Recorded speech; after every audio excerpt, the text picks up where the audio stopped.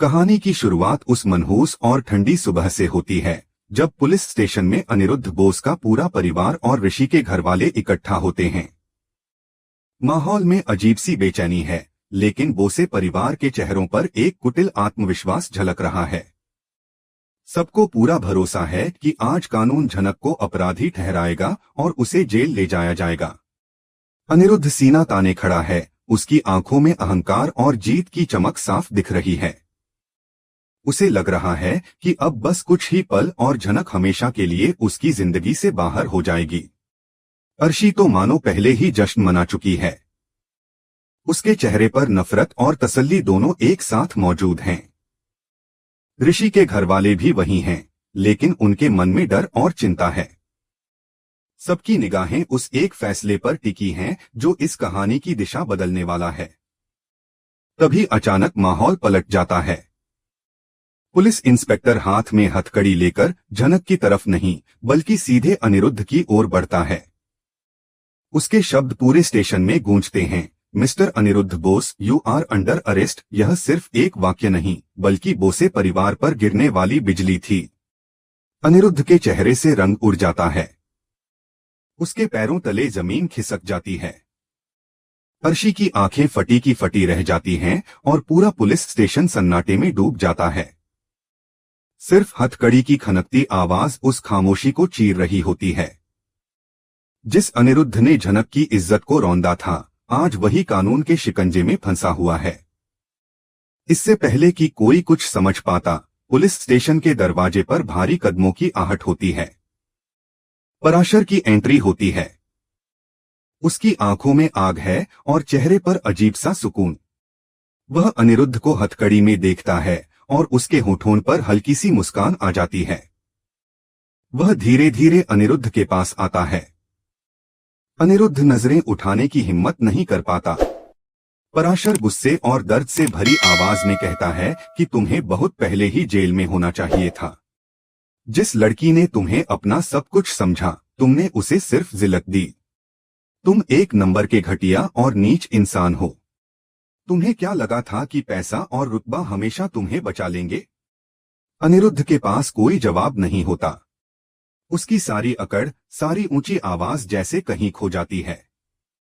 वह शर्म से आंखें झुका लेता है। पराशर पूरे परिवार के सामने उसके चरित्र की धज्जियां उड़ा देता है। तभी झनक आगे आती है। उसकी आंखों में आंसू हैं, लेकिन आवाज में अजीब सी मजबूती है। वह पराशर का हाथ पकड़कर शांत स्वर में कहती है कि बाबूजी, रहने दीजिए। ऐसे इंसान से कोई उम्मीद रखना बेकार है। जिसकी आत्मा मर चुकी हो, उसे सही गलत का एहसास दिलाना समय की बर्बादी है। झनक की ये बातें अनिरुद्ध के दिल में तीर की तरह चुभती हैं। झनक एक पल के लिए उसे देखती है, लेकिन उस नजर में न प्यार है न नफरत, सिर्फ एक ठंडी उदासीनता है। पराशर झनक के कंधे पर हाथ रखता है और कहता है कि इस शहर की हवा में जहर है। यहाँ लोग सिर्फ तोड़ना जानते हैं। अब हम गांव चलेंगे, जहां तुम्हारा सम्मान भी है और जड़ें भी। जैसे ही गांव जाने की बात आती है, ऋषि तड़प उठता है। वह आगे बढ़कर कहता है कि नहीं, झनक कहीं नहीं जाएगी। उसकी आंखों में प्यार और बेबसी का मिलाजुला भाव है। लेकिन झनक का फैसला अटल है। वह रोते हुए कहती है कि उसकी वजह से इस घर में सिर्फ परेशानी हुई है। वह किसी पर बोझ नहीं बनना चाहती। उसे अपने बाबूजी के साथ गांव जाना ही होगा। ऋषि टूट सा जाता है। वह उसे रोकने की कोशिश करता है, लेकिन झनक अपने कदम पीछे खींच लेती है और पुलिस स्टेशन से बाहर निकल जाती है। पीछे अनिरुद्ध जेल वैन में बैठ रहा है। अर्शी फूट फूट कर रो रही है और ऋषि अपनी हार पर आंसू बहा रहा है। लेकिन झनक अब पहले जैसी कमजोर लड़की नहीं रही। वह सिर उठाकर पराशर के साथ नई जिंदगी की ओर बढ़ जाती है। यहीं से कहानी एक नए मोड़ पर पहुंचती है। झनक गांव पहुंचती है और उसे पता चलता है कि वह मां बनने वाली है। यह सच उसे तोड़ देता है, लेकिन पराशर उसका सहारा बनता है।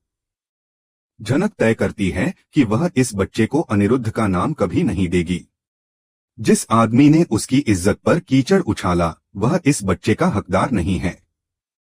वक्त तेजी से बीतता है और कहानी में 20 साल का लंबा लीप आ जाता है। झनक अब इस दुनिया में नहीं रही। अपनी बेटी को जन्म देने और उसे काबिल बनाने के संघर्ष में उसने अपनी जान दे दी, लेकिन मरते मरते वह अपनी बेटी को मजबूत संस्कार और हुनर दे गई। अब एंट्री होती है झनक की बेटी की, जिसे सब झनक 2 कहते हैं। वह बिल्कुल अपनी मां की परछाई है, वही सादगी, वही आंखें और वही डांस का हुनर। लेकिन वह अपनी मां से ज्यादा सुलझी और स्वाभिमानी है। उसे अपने पिता के बारे में कुछ नहीं पता, बस इतना जानती है कि उसकी मां को शहर के एक अमीर आदमी ने बहुत दुख दिए थे। अपनी मां का सपना पूरा करने के लिए वह कोलकाता आती है। दूसरी तरफ अनिरुद्ध अब एक सफल लेकिन बेहद कठोर बिजनेसमैन बन चुका है। अर्शी के साथ उसकी एक बेटी है अदिति, जो खूबसूरत है लेकिन उसके अंदर नफरत और अहंकार भरा हुआ है। अदिति एक डांसर है मगर उसके डांस में आत्मा की कमी है। इसी बीच नई पीढ़ी के ऋषि की एंट्री होती है। शुरुआत में उसकी सगाई अदिति से तय होती है, लेकिन अदिति का घमंडी स्वभाव उसे पसंद नहीं आता। जब झनक 2 एक बड़े डांस कंपटीशन में हिस्सा लेती है तो ऋषि पहली नजर में ही उसे पसंद करने लगता है। अनिरुद्ध झनक 2 को देखकर चौंक जाता है। उसे लगता है मानो झनक लौट आई हो। जब उसे पता चलता है कि यह उसकी बेटी है तो उसकी पुरानी नफरत जाग उठती है। वह आज भी यही समझता है कि यह बच्ची पराशर की संतान है। वह झनक 2 को नीचा दिखाने का कोई मौका नहीं छोड़ता और अदिति को उसके खिलाफ भड़काता है। अदिति जलन में साजिशें रचने लगती है। उसे लगता है कि यह लड़की उसका करियर और उसका मंगेतर दोनों छीन लेगी। ऋषि को कुछ ऐसे सबूत मिलते हैं जिनसे उसे सच्चाई पता चल जाती है कि झनक 2 अनिरुद्ध की ही बेटी है। वह यह सच छुपाए रखता है और झनक 2 का रक्षक बन जाता है। एक बड़ी पार्टी में अनिरुद्ध सबके सामने झनक 2 का अपमान करता है। झनक 2 उसे करारा जवाब देती है। यही वह पल होता है जब ऋषि अदिति से सगाई तोड़कर झनक 2 का हाथ थाम लेता है। अर्शी और अदिति पागल हो जाती हैं और कहानी एक खतरनाक मोड़ की ओर बढ़ जाती है, जहां नफरत, सच और रिश्तों की अग्निपरीक्षा शुरू होती है। इधर अनिरुद्ध बोस की हालत दिन ब दिन बदतर होती जा रही थी। अपने आलीशान ऑफिस के केबिन में बैठा वह अक्सर झनक की तस्वीर को घूरता रहता। तस्वीर में झनक की आंखें उसे बार बार वही सवाल पूछती नजर आती जो उसने मंच पर खड़े होकर किया था। उसे बार बार वह पल याद आता जब झनक ने उसे पत्थर दिल कहा था। अनिरुद्ध के भीतर एक अजीब सी जंग चल रही थी। एक तरफ उसकी पुरानी नफरत थी जो उसे यकीन दिलाती थी कि यह लड़की पराशर और झनक के धोखे की निशानी है, और दूसरी तरफ उसका दिल था जो उसे बार बार टोकता कि इन आंखों में वही सच्चाई है, वही दर्द है जो कभी झनक की आंखों में हुआ करता था। इसी कशमकश में वह एक कठोर फैसला ले लेता है। उसे लगता है कि अगर झनक इस शहर से चली जाएगी तो उसके घर की शांति लौट आएगी। अपनी पहुंच और रसूख का इस्तेमाल करके वह झनक को मिलने वाले हर डांस कॉन्ट्रैक्ट को रद्द करवा देता है। लेकिन झनक भी अपनी मां की तरह हार मानने वालों में से नहीं थी।